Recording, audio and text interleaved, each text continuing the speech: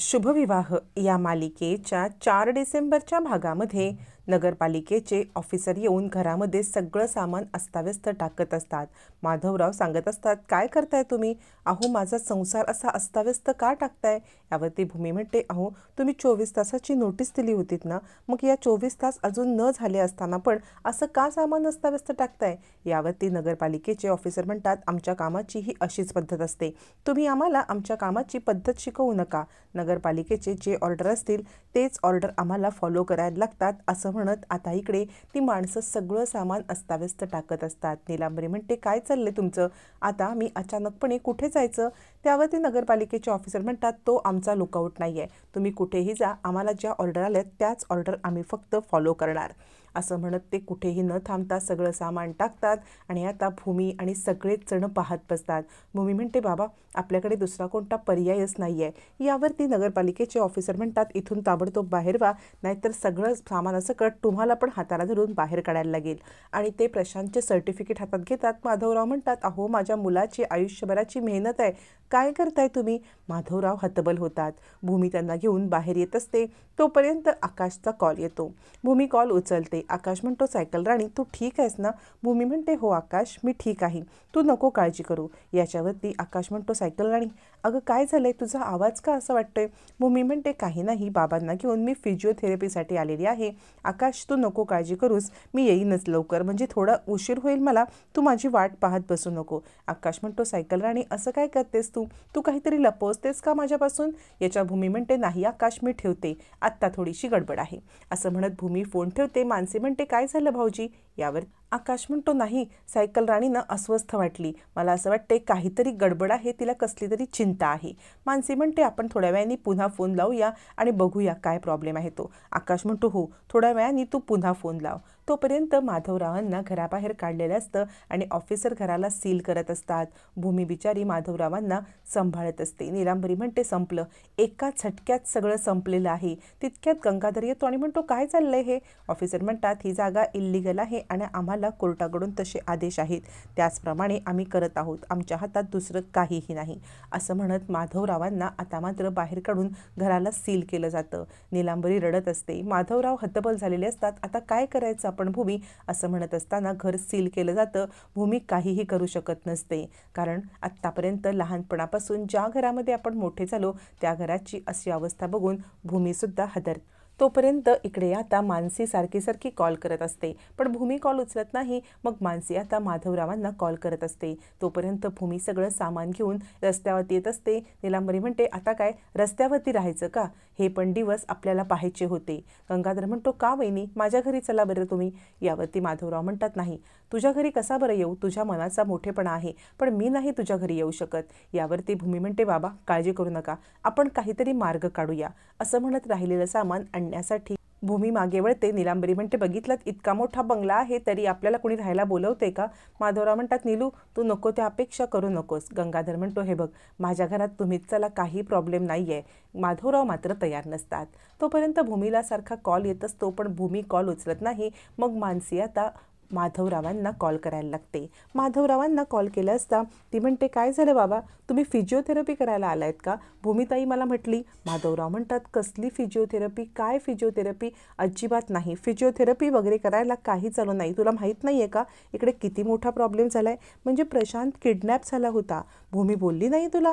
आता मात्र इकडे घरावरती जप्ती आले, प्रशांत किडनॅप झाला होता. या सगळ्या प्रॉब्लेममध्ये भूमी अडकले हे आकाशला कळतं आणि आकाशला हादरतो. आत्तापर्यंत आपण सायकल राणीवरती उगाचच राग धरून बसलो असं त्याला वाटतं. आता मात्र इकडे आकाश म्हणतो, सायकल राणी म्हटलं ना मी, कोणत्या तरी अडचणीत आहे म्हणून. तोपर्यंत इकडे आता माधवराव रस्त्यावरती सामान घेऊन गंगाधरकडे जाण्यासाठी नकार देत असतात. नीलांबरी सांगते, मग काय आता रस्त्यावरतीच राहायचं का? रस्त्यावरतीच घर थाटायचं आहे का? तितक्यात डॅशिंग एंट्री करत भानुशाली वकील म्हणतात, कुठे राहायचं हे मी सांगतो. भूमी पाहतच बसते की भानुशाली वकील अचानक आले तरी कुठून, आणि आता हे काय आपली मदत करणार? भानुशाली वकिलांनी डॅशिंग एंट्री घेतलेली असते. त्यावरती भूमी म्हणते, सर तुम्ही? भानुशाली वकील म्हणतात, हो मी तुम्हाला सांगणार आहे की कुठे राहायचं. तोपर्यंत नीलांबरी आता खूप खुश होते की आपल्याला कुठंतरी राहायला तरी मिळणार. रागिणीने इकडे आता नगरपालिकेच्या ऑफिसरला बोलवलेलं असतं आणि सांगते, तुम्ही आमची खूप मदत केलीत, आमची मदत केलीत आणि अशीच मदत करत राहा, तुम्हाला तुमचे पैसे वेळेवरती पोहोचतील. पण त्या माधवरावांना त्यांचं घर काहीही करून मिळायला नको, ही काळजी मात्र तुम्ही घ्यायची. असं म्हणत आता इकडे रागिणीने खूप सारे पैसे देऊन महानगरपालिकेच्या ऑफिसरचं तोंड कायमचं बंद केलेलं असतं.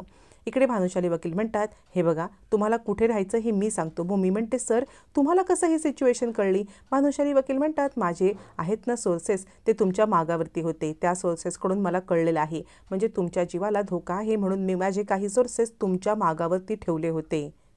यावरती माधवराव म्हणतात, अच्छा भूमी, तुझ्या जीवाला धोका?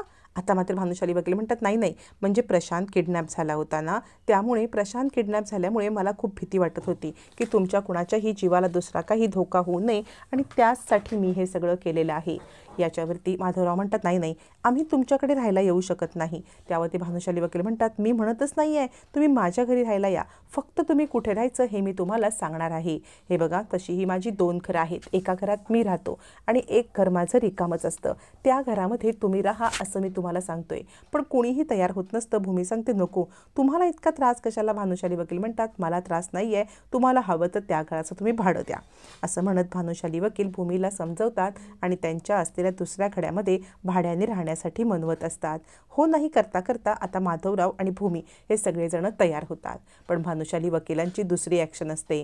भानुशाली वकील सांगतात, मला माहिती होतं की हा सगळा प्रकार घडणार, महानगरपालिकेची माणसं हे सगळं करणार, त्यामुळे मी पुढचा प्लॅन केला होता. भूमी सांगते, सर तुम्ही स्वतःला उगाच त्रास करून घेताय. भानुशाली वकील म्हणतात, त्रास नाही आहे, यापुढे जे काही घडणार आहे ते मी तुम्हाला सांगतो. असं म्हणत भानुशाली वकील कोणतीही लाज न बाळगता सामान उचलतात आणि माधवरावांना आपल्या दुसऱ्या घरी घेतात आणि आपल्या माणसांना बाकीचं सामान आणायला सांगतात. तोपर्यंत भानुशाली वकिलांचा दुसरा प्लॅन रेडी असतो, म्हणजे रागिणीला नामोहरण करण्यासाठी भानुशाली वकील भूमीसोबत भन्नाट प्लॅन करतात. आता मात्र भानुशाली वकील आणि भूमी इकडे रागिणीला नामोहरण करण्यासाठी आणि प्रॉपर्टीच्या पेपरवरती सह्या न करता रागिणीचा डाव फत्ते करण्यासाठी मोठ्या प्लॅनमध्ये आता मात्र सामील भूमी आणि भानुशाली वकील असतात. मग भूमी घरी येते. घरी आल्यावरती रागिणी म्हणते, बघ, प्रॉपर्टीचे पेपर तयार आहेत, या पेपरवरती लवकरात लवकर सह्या कर. भूमी सांगते, आत्या, काहीही झालं तरी या प्रॉपर्टीच्या पेपरवरती मी सह्या करणार नाही. असं म्हणत भूमीने आता रागिणीला खूप मोठ्या अडचणीत टाकलेलं असतं की इतकं आपण सगळं केलेलं आहे तरीसुद्धा ही भूमी आपल्याला प्रॉपर्टीच्या पेपरवरती सह्या करायला नकार देते आहे. आणि रागिणी म्हणते, वा, तुझ्या कॉन्फिडन्सची तर दादच द्यायला पाहिजे. म्हणजे हा कॉन्फिडन्स नाही, याला ओव्हर कॉन्फिडन्स म्हणतात. म्हणजे या ओव्हर कॉन्फिडन्समुळे तू स्वतःचा जीव तर धोक्यात घालतेस, पण प्रशांत किडनॅप झाला आहे, तुझ्या बाबांवरती ही वेळ आलेली आहे, तरीसुद्धा तुझं घर राहायचं गेलेलं आहे, तरीसुद्धा सह्या करायला तू नकार देतेस. तुझ्या कॉन्फिडन्सची दादच द्यायला पाहिजे. भूमी म्हणते, आत्या, माझ्या कॉन्फिडन्सपेक्षा तुम्ही स्वतःचं बघा, या पेपरवरती मी सह्या करणार नाही म्हणजे नाही. भूमीने ठामपणे सह्या करण्यासाठी नकार दिलेला असतो. आता मात्र रागिणी हतबल होते. भूमीची नजर रागिणीला खूप काही सांगत असते. नक्कीच भूमीच्या मनामध्ये काहीतरी डाव आहे हे तिला समजलेलं असतं. ती म्हणते, भूमी, तू सह्या करणार आहेस की नाही? यावरती भूमी सांगते, आत्या, मी सांगितले ना, मी सह्या करणार नाही. भूमीची नजर आता सगळं सांगत असते. रागिणी म्हणते, ठीक आहे, मग होणाऱ्या परिणामांना तू पुढे जाण्यासाठी तयार राहा. असं म्हणत ती आता पेपर भूमीच्या स्वाधीन करते आणि म्हणते, लवकरात लवकर सह्या कर, नाहीतर तुझ्या परिवाराचं काय करेन ते बघ. आता परिवार भानुशाली वकिलांच्याकडे सुखरूप असतो. हीच भानुशाली वकिलांची चाल असते. मुद्दामच आपल्या घरात नेत कुणाच्याही जगापासून लांब, म्हणजे रागिणीच्या माणसांपासून लांब आता भानुशाली वकिलांनी तिघांनाही सेफ ठेवलेलं असतं. घर तर गेलेलं असतं, तिन्ही माणसं सेफ घरात असतात. त्यामुळे आत्ता रागिणी काय वाकडं करू शकणार आहे हे भानुशाली वकिलांना अचूक माहिती असतं. आणि हीच असते भूमी आणि भानुशाली वकिलांची पुढची चाल. भूमी सह्या करायला नकार देते. रागिणी आता भूमीचं काही वाकडं करू शकत नसते. त्यामुळे निधास्त होऊन भूमीने रागिणीच्या वाकड्यात हात घातलेला असतो आणि या सगळ्यामध्ये रागिणीचं नामोहरण झालेलं असतं.